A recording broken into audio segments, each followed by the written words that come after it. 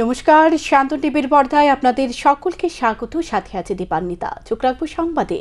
প্রয়াগরাজে মহাকুম্ভ শুরু হওয়ার পর থেকে একের পর এক দুর্ঘটনা ঘটে চলেছে। আগুন লাগা, পদপিষ্টের মতো ঘটনায় মুখ্যমন্ত্রী যোগী আদিত্যনাথের প্রশাসনের বিরুদ্ধে মেলার ব্যবস্থাপনা নিয়ে অভিযোগের আঙুল উঠতে শুরু করেছে। পরপর দুটি বড় ঘটনা থেকে শিক্ষা নিয়ে এবার আরও সতর্ক প্রশাসন। সোমবার বসন্ত পঞ্চমী উপলক্ষে অমৃত স্নান। স্বাভাবিকভাবে ভিড়ের পরিমাণ বহুগুণ বাড়বে। এই পরিস্থিতিতে যাতে আরও একবার ব্যবস্থাপনা নিয়ে সরকারের বিরুদ্ধে যাতে অভিযোগের আঙুল না ওঠে, তাই প্রশাসনকে আরও বেশি সতর্ক থাকার নির্দেশ দিয়েছেন যোগী আদিত্যনাথ। ব্যবস্থাপনায় কোনো রকম ভুলচুক যাতে না হয় তা সুনিশ্চিত করার নির্দেশ দেওয়া হয়েছে। শনিবার প্রয়াগরাজে একটি পর্যালোচনা বৈঠক করেন মুখ্যমন্ত্রী যোগী আদিত্যনাথ। সূত্রের খবর, মুখ্যমন্ত্রী জানিয়েছেন যে প্রথা মেনে আখড়াগুলোর শোভাযাত্রা হয় সেভাবেই হবে, তবে সে ব্যবস্থা সময়ের মধ্যে শেষ করতে হবে। এ বৈঠকে বিশেষ করে নিরাপত্তার বিষয়টির উপর আলোকপাত করা হয়েছে। বসন্ত পঞ্চমীতে স্নান নিয়ে যোগের নির্দেশ প্রশাসনকে শনিবার একটি পর্যালোচনা বৈঠক করেন মুখ্যমন্ত্রী যোগী। সোমবার বসন্ত পঞ্চমী, ওই দিন পুণ্যার্থীদের ভিড় কয়েক গুণ বাড়বে, কোনো রকম ভুলচুক না হয় তা সুনিশ্চিত করার নির্দেশ দিয়েছেন যোগী। বসন্ত পঞ্চমীতে অমৃত স্নান, এর আগে পরিস্থিতি খতিয়ে দেখেছেন মুখ্যমন্ত্রী যোগী আদিত্যনাথ। প্রশাসনিক আধিকারিকদের নির্দেশ দেওয়া হয়েছে যে পার্কিং জায়গা আরও বৃদ্ধি করতে হবে। পাশাপাশি এটাও দেখতে হবে যে সঙ্গম স্থলে যাওয়ার জন্য পুণ্যার্থীদের যেন বেশি হাঁটতে না হয়। ট্রাফিক ব্যবস্থা মসৃণ রাখতে শীর্ষকর্তাদের মোতায়েন করার কথা বলা হয়েছে। সূত্রের খবর, বৈঠকে মুখ্যমন্ত্রী সতর্ক করেছেন বসন্ত পঞ্চমী উপলক্ষে রবি এবং সোমবার পুণ্যার্থীদের ভিড় অনেক বেশি থাকবে। অমৃত স্নানের দিন তো বটেই, ওই দিনের আগে এবং পরে ভিআইপিদের জন্য আলাদা ব্যবস্থা বন্ধ রাখার নির্দেশ দেওয়া হয়েছে। সোমবার বসন্ত পঞ্চমীতে পুণ্যার্থীদের নিরাপত্তা সুনিশ্চিত করতে এবং অমৃত স্থান সুষ্ঠুভাবে পরিচালনা করারও নির্দেশ দিয়েছেন মুখ্যমন্ত্রী। কিভাবে, কোন পথে পুণ্যার্থী যাবেন, কোন পথ এড়িয়ে চলবেন, সবকিছুর নির্দেশিকা যেন স্পষ্টভাবে দেওয়া থাকে, এই বিষয়টি দেখার নির্দেশও দেওয়া হয়েছে। মহারাষ্ট্র থেকে গুজরাটে যাওয়ার পথে দুর্ঘটনার কবলে পড়ল বাস। যাত্রীদের নিয়ে নিয়ন্ত্রণ হারিয়ে প্রায় ৩৫ ফুট গভীর খাদে গিয়ে পড়ে বাসটি। দুর্ঘটনায় এখনো পর্যন্ত ৫ জনের মৃত্যুর খবর পাওয়া গিয়েছে। মৃতের সংখ্যা আরও বৃদ্ধি পেতে পারে বলে আশঙ্কা করা হয়েছে। দুর্ঘটনা গুরুতর আহত হয়েছেন আরও ১৭ জন। তাদের উদ্ধার করে নিকটবর্তী হাসপাতালে নিয়ে যাওয়া হয়েছে। প্রাথমিকভাবে জানা যাচ্ছে দুর্ঘটনাটি ঘটেছে রবিবার ভোর ৪:৩০ নাগাদ। সংবাদ সংস্থা পিটিআই জানিয়েছে, নাসিক গুজরাট হাইওয়ে ধরে বাসটি পুণ্যার্থীদের গুজরাটের দ্বারকার দিকে যাচ্ছিল। সে সময় গুজরাটের ডাং জেলায় সাপুতারার কাছে দুর্ঘটনাটি ঘটে। ৪৮ জন যাত্রীকে নিয়ে গভীর খাদে পড়ে যায় বাসটি। আজ বাগদেবীর আরাধনা। বিভিন্ন শিক্ষা প্রতিষ্ঠানে ছাত্রছাত্রীরা বিদ্যার দেবী সরস্বতী পূজায় ব্রতী হয়েছে। রবিবার সকাল থেকে ছাত্রছাত্রীদের ব্যাপক ব্যস্ততা পরিলক্ষিত হয়েছে। সকালবেলা তারা স্নান করে নতুন জামা কাপড় পরিধান করে নিজ নিজ বিদ্যালয়ে যায়। সেখানে পূজায় অংশ নিয়ে তারা অঞ্জলি দেয়। ছাত্রছাত্রীদের কাছে এই দিনটি অত্যন্ত গুরুত্বপূর্ণ, কারণ বিদ্যার দেবী সরস্বতী দেবীকে আরাধনা করতে প্রতি বছর তারা এভাবে বিশেষ আয়োজন করে। ২-৩ দিন আগে থেকে চলে তাদের পূজার আয়োজন। শিক্ষক শিক্ষিকারাও ছাত্রছাত্রীদের বিশেষভাবে সহযোগিতার হাত বাড়িয়ে দেয়। পূজা মানে আনন্দ, এর কোনো জাত পাত বর্ণ কিছুই হয় না। প্রতি বছর এই দিনটির জন্য ছাত্রছাত্রীরা অপেক্ষাও করে। রাস্তাঘাটে সেদিন কচি কাচারা শাড়ি এবং পাঞ্জাবি পরিধান করে ভিড় জমিয়েছে। কেউ কেউ দিনটি বাঙালি ভ্যালেন্টাইন্স ডে বলে থাকে। সব মিলিয়ে এক আনন্দমুখর পরিবেশ। আমরা মূলত আমাদের বিদ্যাপতি দেবীর সরস্বতী মায়ের পূজা করছি এবং আমরা সবাই প্রার্থনা করছি যে যেন আমাদের স্কুলের রেজাল্ট বা আমাদের রেজাল্ট যেন আরও ভবিষ্যতে ভালো হোক। এটাই। হ্যাঁ, আমরা অনেক আনন্দ করছি। গত কয়েকদিন ধরে আমরা সবাই ছাত্রছাত্রীরা মিলে সব যে ডেকোরেশন আছে সবাই আমরা নিজের হাতেই করেছি এগুলো। যদি একটু বলেন এবং কেন করা হয়? আমাদের সনাতন ধর্ম অনুসারে আমাদের বিদ্যার দেবী হলেন আমাদের সরস্বতী মা। সেই বাগদেবীর আরাধনায় আজকে 2 ফেব্রুয়ারি আমরা আমরা মার আরাধনা করছি। আমাদের ছাত্রছাত্রীরা যারা আছে, আমাদের অভিভাবক মণ্ডলী, আমাদের শিক্ষক শিক্ষিকারা, আমরা সবাই এই উৎসবের মধ্য দিয়ে আমরা মার আরাধনা করছি। সরস্বতী মার আশীর্বাদমূলক এটা একটা সুস্থ মন এবং সুস্থ রুচির পরিচয়।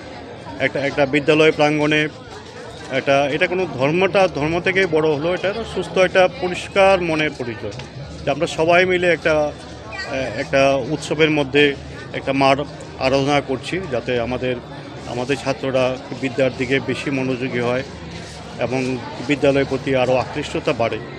সমাজে সব দিকেই তো এখন শুধু বিশৃঙ্খলা শোনা যায়, অনেকটা আমরা কাটিয়ে উঠছি আস্তে আস্তে।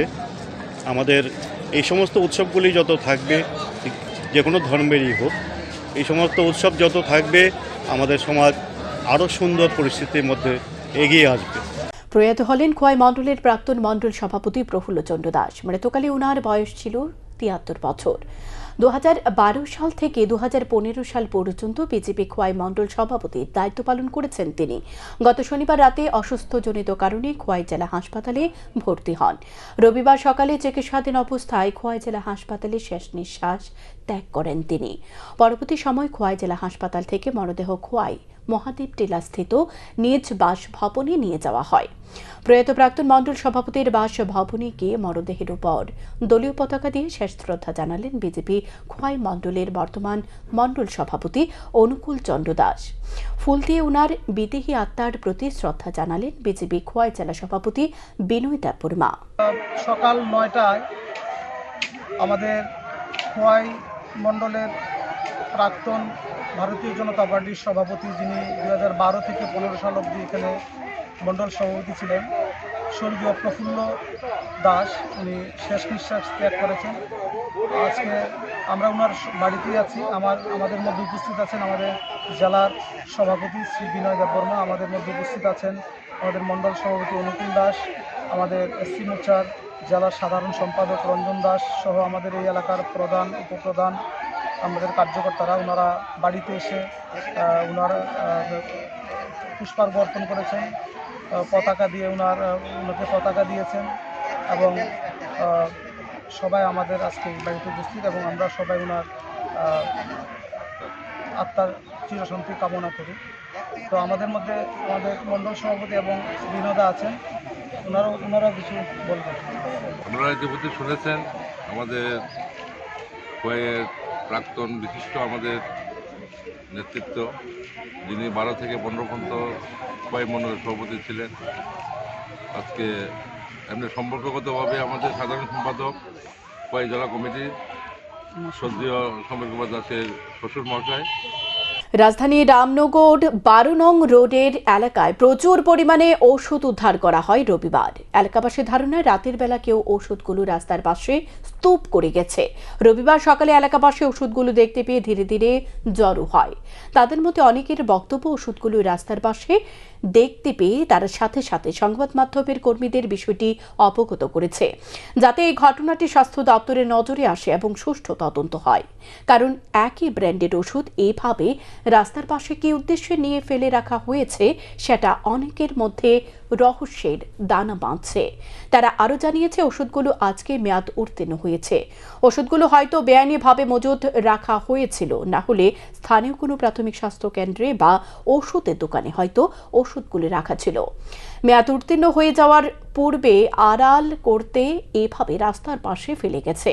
পাশাপাশি একটি জনবহুল এলাকাতে এভাবে মেয়াদ উত্তীর্ণ ওষুধ ফেলে রাখার কোনো ভবঘুরে কিংবা শিশু যদি ওষুধগুলো খেয়ে ফেলে, তাহলে জীবনহানি ঘটতে পারে, যার ফলে ওষুধগুলো অবিলম্বে 14 নং ওয়ার্ড এলাকাবাসীর পক্ষ থেকে পরিষ্কার করার জন্য দাবি তোলেন। প্রথমে সরকারের দৃষ্টি আকর্ষণ করা একটু ঘটনা হচ্ছে, এটা একটা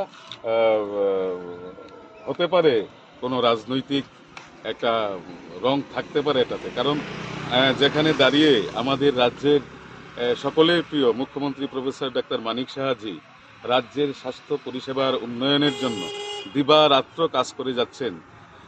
উনি শুধু মুখ্যমন্ত্রী নন, উনি এই রাজ্যের একজন প্রখ্যাত চিকিৎসকও বটে।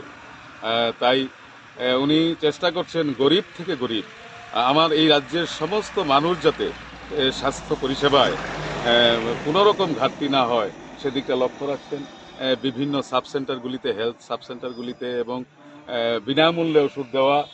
যেমন আমাদের সামনে একটা 9 নম্বর সাব সেন্টার রয়েছে রামনগর 9-এ, সেখানে হোমিওপ্যাথিক চিকিৎসা হয়, এলোপ্যাথিক চিকিৎসা হয়, আয়ুর্বেদিক চিকিৎসা হয় এবং এখানকার মানুষরা প্রতিনিয়ত এখান থেকে ভালো পরিষেবা পাচ্ছেন, প্রতিদিন বিনামূল্যে ওষুধ পাচ্ছেন।